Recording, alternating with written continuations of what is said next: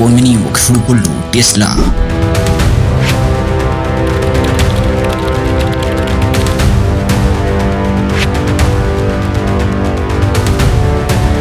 দিন কয়েক আগে আমেরিকা সফরে মার্কিন ধনকুবের এলন মাস্কের সঙ্গে বৈঠক করেছিলেন প্রধানমন্ত্রী নরেন্দ্র মোদী। সেই বৈঠকের দিন কয়েক পরেই ভারতে কর্মী নিয়োগের ঘোষণা করল মার্কিন সংস্থা টেসলা। আপাতত দিল্লি এবং মুম্বাই জুড়ে 13টি পদের জন্য কর্মী চাইছে তারা।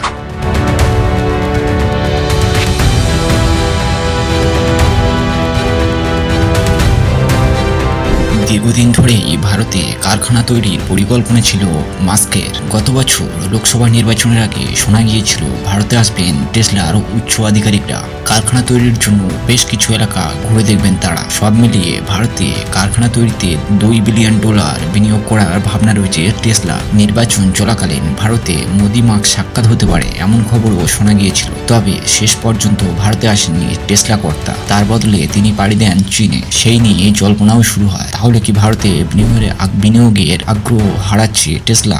সেই আশঙ্কা অমূলক। মোদির সঙ্গে মাস্কের বৈঠকের মাত্র কয়েকদিন পরেই ভারতে নিয়োগ শুরু করল টেসলা।